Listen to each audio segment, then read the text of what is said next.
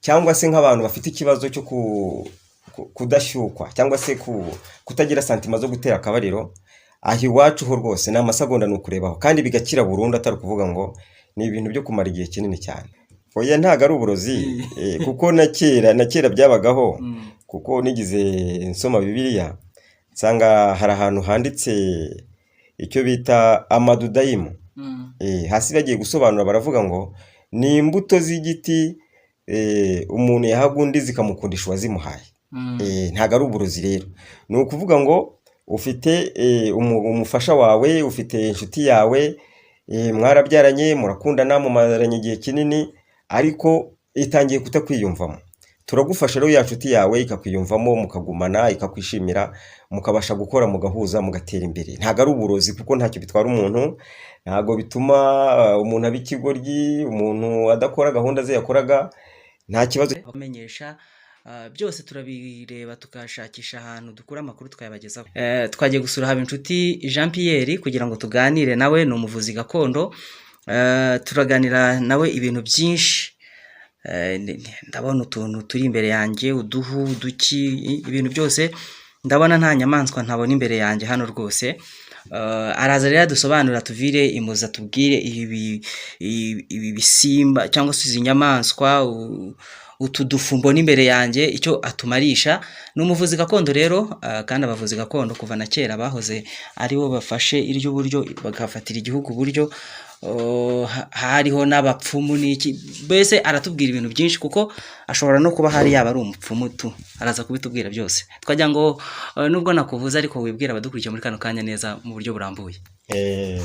Nitwa Habinshuti Jean Pierre, niyo mazina yanjye nk'uko umunyamakuru wadusuye abibabwiye.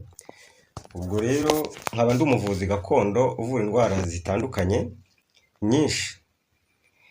Ngira ngo nk'uko abibabwiye dufite imiti myinshi, muraza kuyibona hano. Ngira ngo hari baraza kuyibereka abantu bafite indwara zisa naho zananiranye zo kwa muganga. Hano dufite imiti myinshi yo kuzivura zigakira burundu, cyane cyane yaba ari abantu bafite abazimu, za nyabingi, amahembe, abantu bafite ibibazo by'imandwa zibatera, n'izindi nyinshi cyane zitandukanye. Iyo miti yose hano turayifite.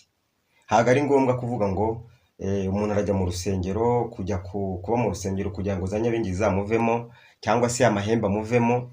Iwacu hano turazivura mu gihe gitoya cyane, kitarenze iminsi 3 kugeza ku minsi 7, niyo yaba ari amahembe cyangwa se za nyabingi zituruka mu miryango cyangwa se zo boherereza umuntu zikamuteza inyatsi, zikamubuza gusinzira, zikamubuza kuryama, ndetse n'ibindi byinshi, cyangwa se n'ibijyanye n'uruzingo, kwa kundi umuntu avuga ngo arakora ibintu ngo ntibigenda, ibintu bye byarazinzwe, imirimo yarazinzwe, kutabyara, ndetse n'ibindi byinshi cyane.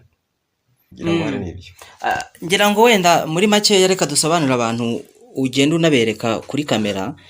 Nagira ngo tubwire, hano ndi kuhabona uruhu, ni urw'uruziramire. Urwo ruhu ni urw'uruziramire, ni urw'inzoka, ngira ngo muri kurubona. Mwakwibaza muti rero se kuki ufitemo uruhu rw'inzoka hano? Ngira ngo n'abantu hari bagiye basoma Bibiliya, bagiye babona ko hari igihe kimwe na kimwe Mose yagiye akoresha nk'inzoka akayimanika nk'ahantu abantu bayireba bagakira. Ese ni kuki bakoresheje iyo nzoka kandi bari abantu b'Imana bagana mu nzira zo gusenga? No kubera iki? Aha rero izi mpu kuri kuzibona nyine harimo n'uruhu rw'inzoka. Ni ukuvuga ngo natwe turarwifashisha muri kwa kuvura za ndwara zananiranye cyangwa se zikomeye.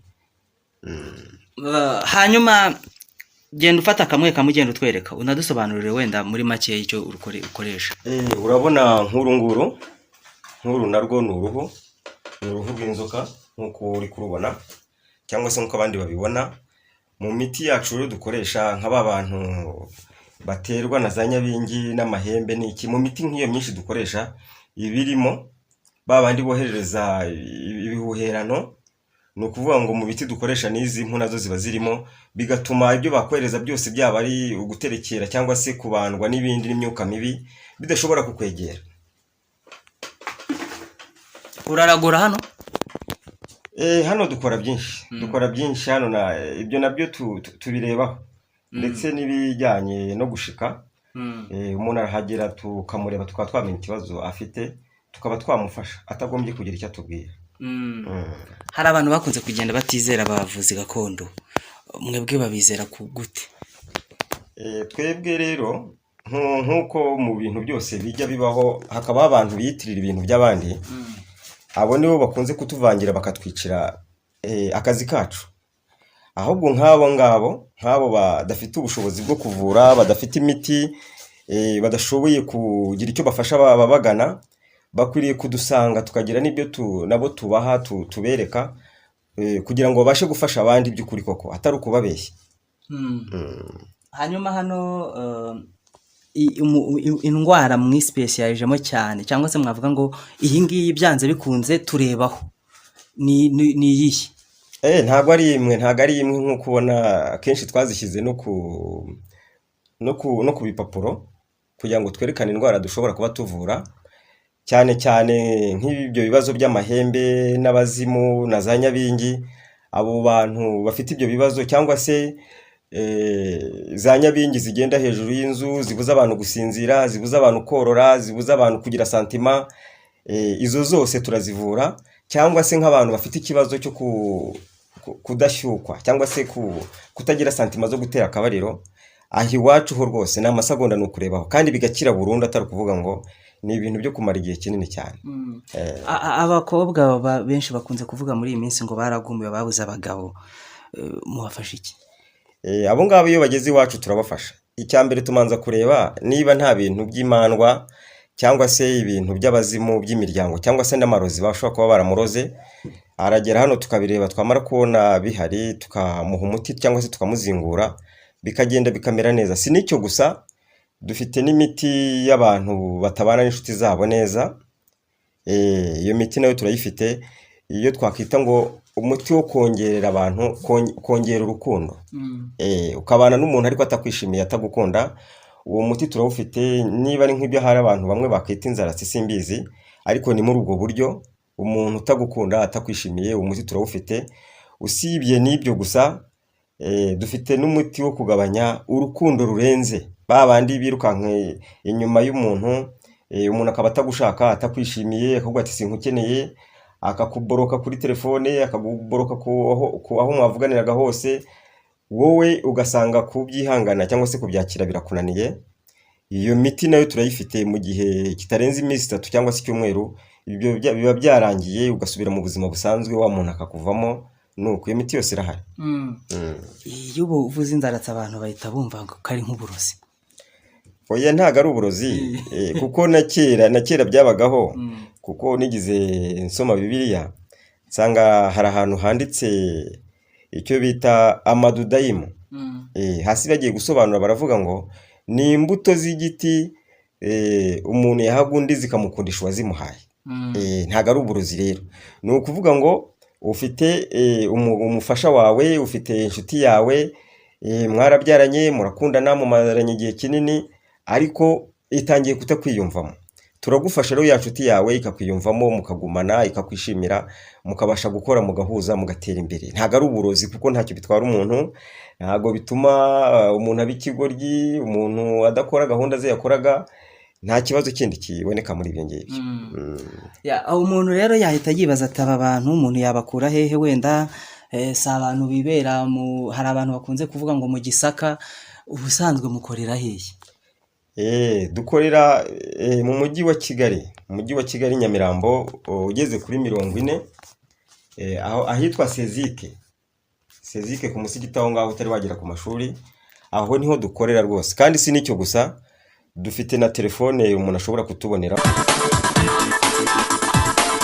ngira ngo uwaduhamagara wese n'uwadushaka ku mbuga nkoranyambaga, uwajya kuri YouTube cyangwa se kuri WhatsApp n'ukoresha Instagram, ashobora kujyaho akandikaho ngo yinukire vuba vuba akatubona byihuse. Hanyuma wenda umuntu hano ari kureba, hano umuntu ashobora kuhita avuga ati hano rwose ni ku mupfumu, watubwiye ko unashika byumvikane ko unavugisha n'abazimu. Ntago ibyo ngibyo nk'uko nabikubwiye, ibyo nabyo turabikora, ariko ari nijoro kuko ntago tubikora ari ku manywa. Ni ukuvuga ngo wenda ushobora kuba ufite ikibazo wowe utazi, ubwawe utazi ibigutera aho bituruka, birara ku nzu yawe aho bituruka, cyangwa se ibikurwanya aho bituruka ntuhazi, icyo gihe uraza rwose tukagira icyo dukora tukamenya aho icyo kibazo gituruka. Hari nk'abahanzi bakunze kuvuga bati bari abahanzi bakoresha amarozi cyangwa se bakoresha nk'izo nzaratsi, cyangwa se ikipe wenda nka Rayon Sport ikoresha inzaratsi, bariya abantu ntabwo ujya ubakira, abantu bameze gutyo? Erega ubundi ni uko abantu bakunze kubifata uko bitari, ariko ubundi kuba umuntu yagira ubwenge bwo kugira ibyo yakifashisha byamwunganira mu buzima bwe no mu kazi ke, ngira ngo nta kosa ririmo, kuko no mu mateka ahari, ntabwo ndi umunyamateka cyane ariko nanjye hari ibyo njya mbasha gusoma nkabona, ujya usanga nk'abantu bavuga ngo, babwira nk'umuntu ngo igicucu ruganzu, igicucu ruganzu ubu ni ukuvuga ngo hari aho ugera ugasanga hari amajanja ye ngo yakubitaga hasi ngo inkoni ngo hakaza ngo ibibindi by'inzoga ngo abantu bakanywa. Ibyo rero ntabwo twamugaye ko yari azi ubwo bwenge, ahubwo ikibazo cyaba gihari ni uko ubwo bwenge yaba ari ntawe yabusigiye. Naho iyo miti yo turayifite, ni ukuvuga ngo imiti y'igikundiro yo gukundwa, imiti yo gucururizaho, imiti yo kubahwa mu kazi, babandi bakora akazi bagahora birukanwa bagira gute, cyangwa se bacuruza bakabura abakiriya ntihagire umuntu ubagana, iyo miti yose irahari. Kubimenya rero urumva ntago ari ikosa, ahubwo uwo muntu ubimenye akatugeraho tukamufasha, tumufata nk'aho ari umunyabwenge asobanukiwe. Murakoze cyane. Namwe murakoze cyane kudusura, kandi n'ubutaha ni karibu iwacu. Sawa.